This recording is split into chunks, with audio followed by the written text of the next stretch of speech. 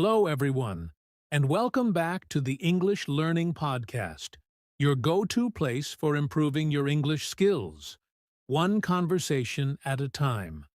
I'm Jason, your host, and today we're diving into a topic that could transform how you learn English. But before we get started, let me introduce my co-host. Hi, Anna. Hi, Jason. Hi, everyone. I'm so excited to be here. Today's topic is one I'm particularly passionate about because it's a game changer for anyone learning a new language. Absolutely, Anna. So, what are we talking about? Well, we're going to explore how to train your brain to think in English. That's right. Thinking in English can help you become more fluent, speak more naturally, and even reduce that frustrating pause when you're trying to find the right words. And it's not as hard as you might think. In this episode, we'll share practical tips, discuss common challenges, and answer some of your questions about this process. So, whether you're a beginner or an advanced learner, there's something here for everyone. We've got a lot to cover, so grab a notebook or just sit back and relax. Let's get started. All right, let's kick things off with the big question. Why should you train your brain to think in English? It might seem like an extra step, but it's one of the most effective ways to improve your fluency. Anna, what do you think is the biggest benefit of thinking in English? Great question, Jason. For me, the biggest benefit is fluency.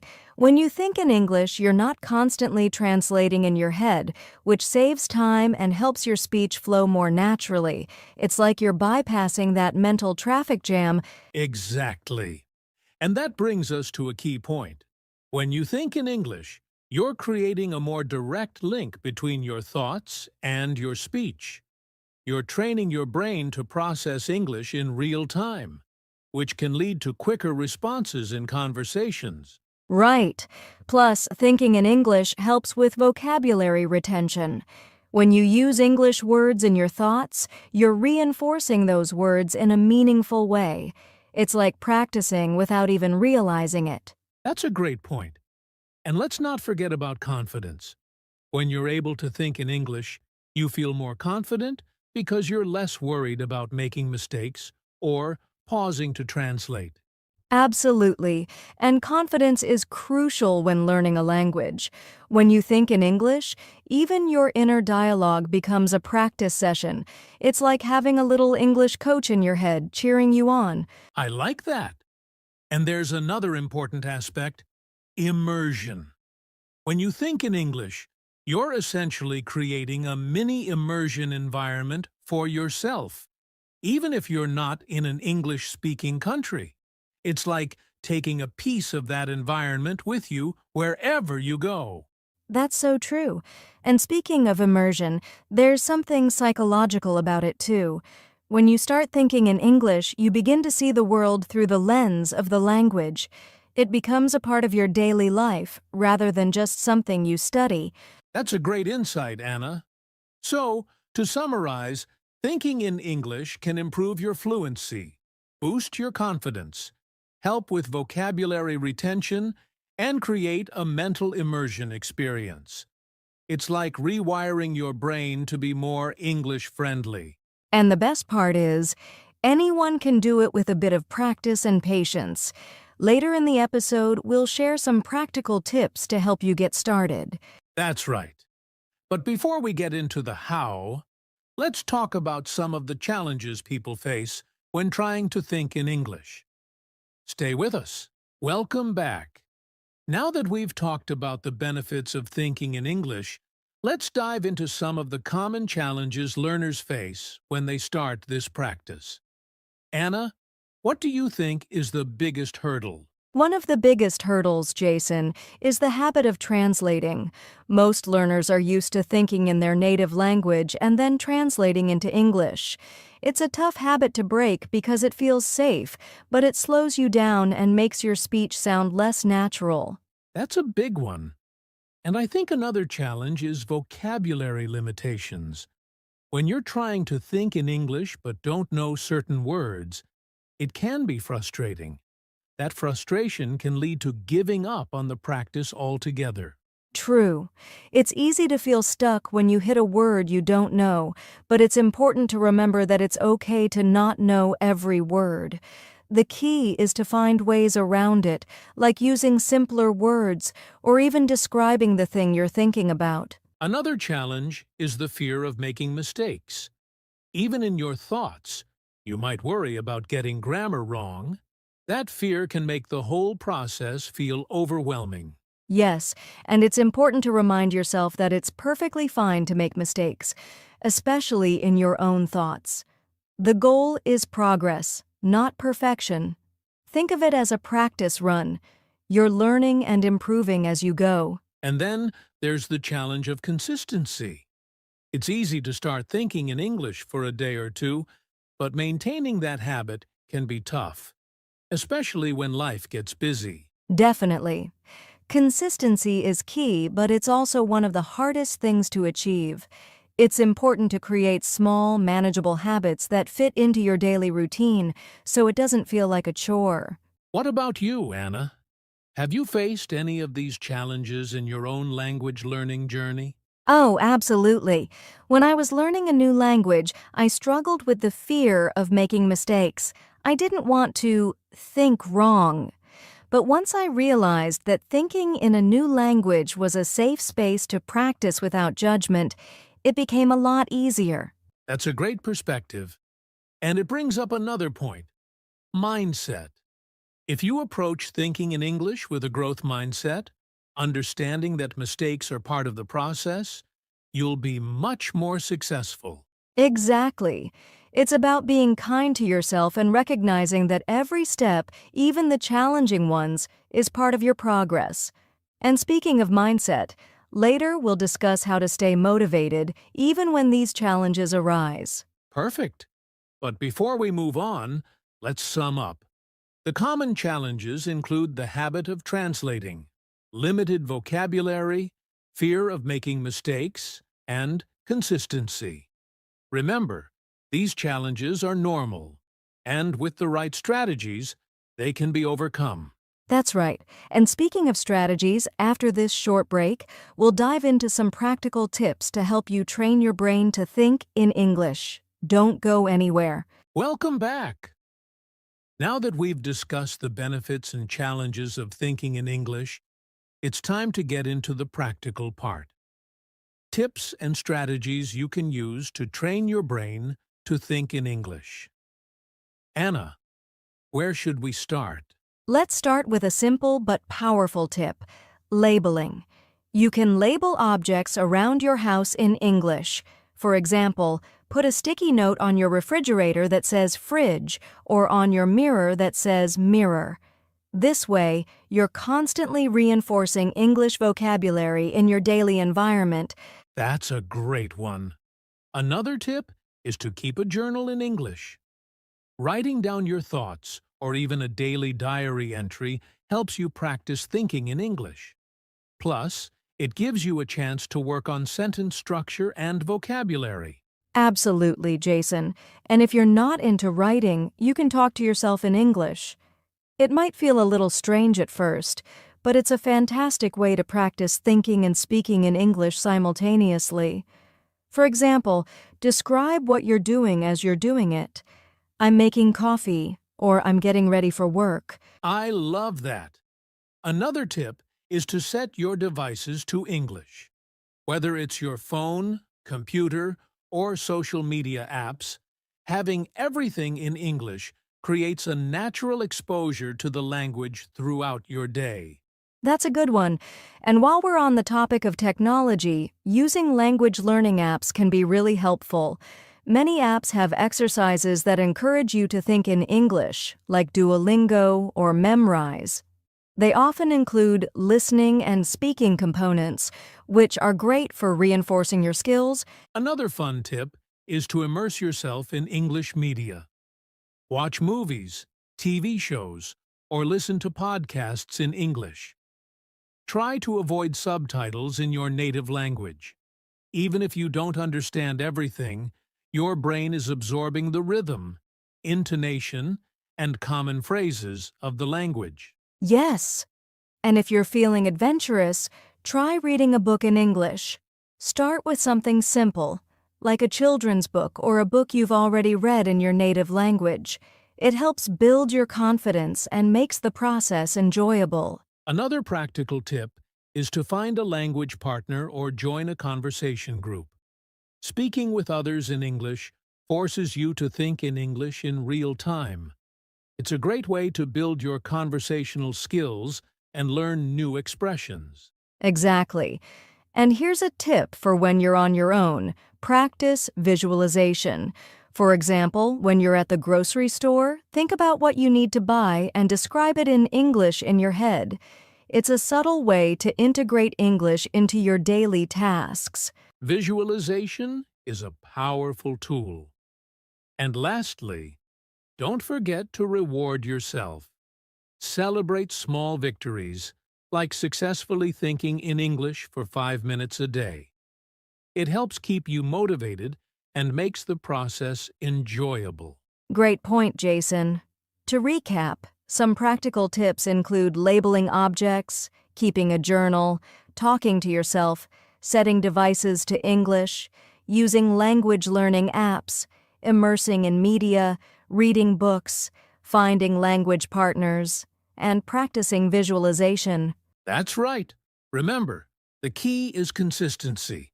The more you practice, the easier it becomes to think in English naturally. And coming up next, we'll talk about mindset and motivation, how to keep going even when it feels tough. Stay tuned. Welcome back. So far, we've talked about why thinking in English is beneficial, some common challenges, and practical tips to help you get started. Now, let's talk about something equally important: mindset and motivation. Anna, why is mindset so crucial in language learning? Mindset is everything, Jason. Learning a new language can be challenging, and your attitude toward those challenges can make all the difference. If you approach learning with a growth mindset, believing that your abilities can improve with effort, you're more likely to persist and succeed. That's so true. A lot of learners get discouraged when they make mistakes or don't see immediate progress. But mistakes are a natural part of learning, right? Exactly. Mistakes are actually opportunities to learn. If you can reframe mistakes as stepping stones rather than obstacles, you'll be much more resilient. Remember, even native speakers make mistakes. Absolutely. And that leads us to another important point: setting realistic expectations. Learning to think in English isn't going to happen overnight. It's a gradual process, and that's okay. Setting small, achievable goals can help you stay motivated.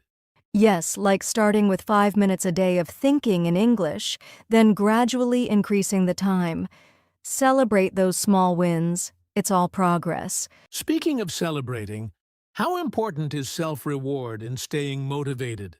It's crucial. Rewarding yourself for reaching milestones, no matter how small, keeps you motivated. It could be something as simple as treating yourself to a nice cup of coffee or taking a break to do something you love after a good practice session. Great advice. And let's talk about the power of positive reinforcement. Instead of focusing on what you can't do yet, focus on what you've already achieved. Keeping a positive outlook can help you push through the tough times. Exactly. And it's also important to be patient with yourself. Progress might be slow at times, but every bit of effort you put in is bringing you closer to your goal. Keep reminding yourself of why you started learning English in the first place. That's a great point. Reflecting on your motivation, whether it's for work, travel, or personal growth, can help you stay focused and committed. And if you ever feel stuck or demotivated, it's helpful to change things up. Try a new method, like listening to a podcast or joining an online community of learners. Sometimes a fresh approach can reignite your passion for learning. That's a fantastic tip. And let's not forget about the importance of community. Surrounding yourself with supportive people, whether it's a language partner, a tutor, or a learning group, can make the journey less lonely and more fun. Absolutely. Sharing your progress and challenges with others can be incredibly motivating. Plus, you can learn from each other's experiences and strategies. So, to sum up, a positive mindset, patience, realistic goal setting, self-reward, and community support are all essential for staying motivated when learning to think in English. That's right. Remember, learning is a journey, not a race. Every step you take brings you closer to your goal, so keep going and enjoy the process. And with that, we're wrapping up this segment. But stick around. Up next, we'll answer some of your questions about thinking in English. You won't want to miss it. Welcome back. Now it's time for one of our favorite parts of the podcast, Listener Q&A.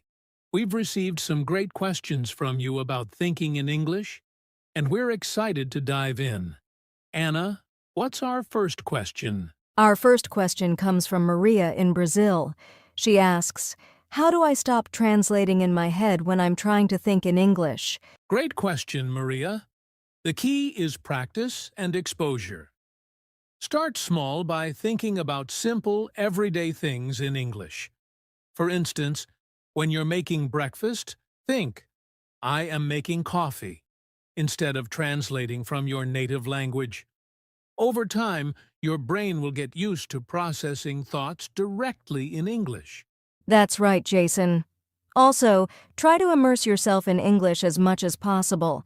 Listening to English music, podcasts, or watching shows can help train your brain to recognize and think in English without the need for translation. Exactly. All right, our next question is from Ahmed in Egypt. He asks, "What should I do when I don't know a word while thinking in English?" That's a common issue, Ahmed. When you come across a word you don't know, try to describe it in English.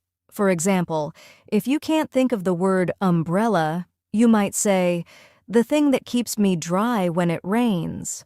This helps you keep thinking in English without breaking the flow. That's a fantastic strategy. You can also make a note of the unknown word and look it up later. Gradually, you'll expand your vocabulary and find yourself thinking of the right words more easily. Exactly. Next up, we have a question from Jin in South Korea.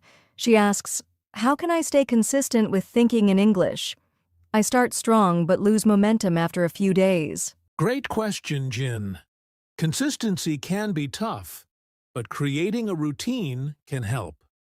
Set a specific time each day for a few minutes of thinking in English, like during your morning coffee or your commute. Keeping it regular but manageable makes it easier to stick with it. And don't be too hard on yourself if you miss a day. Just pick up where you left off. It's about progress, not perfection. Also, you can try setting reminders or using a language learning app to keep you on track. Excellent advice, Anna. And our last question is from Carlos in Spain. He asks, "Is it normal to feel tired when trying to think in English for a long time?" Definitely, Carlos. Thinking in a new language can be mentally exhausting because your brain is working harder to process the unfamiliar language. It's perfectly normal to feel tired, especially at the beginning. Yes, and it's important to take breaks. Don't push yourself too hard. Gradually increase the time you spend thinking in English, and your brain will adapt over time.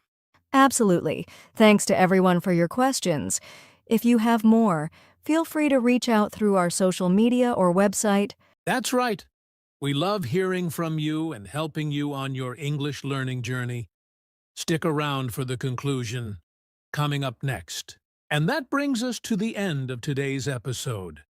We've covered a lot, from understanding why thinking in English is important, to overcoming challenges, practical tips, and answering your questions.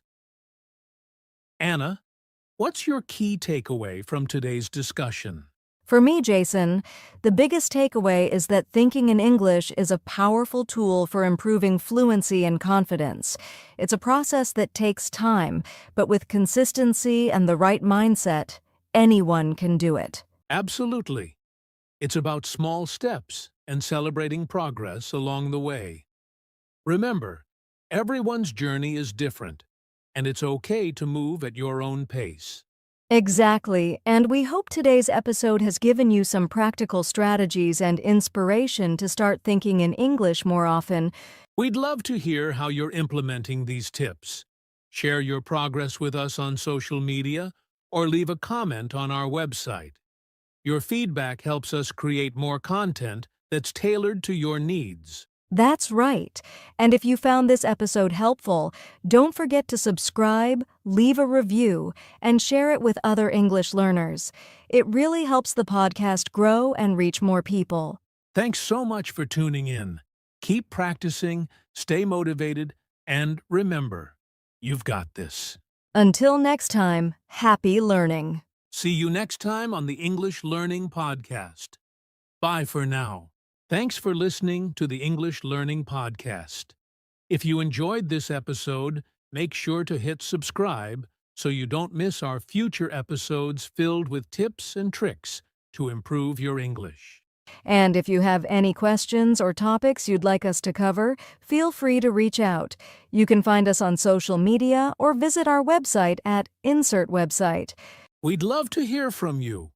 Until next time, keep practicing, stay positive, and keep thinking in English. Bye for now and happy learning.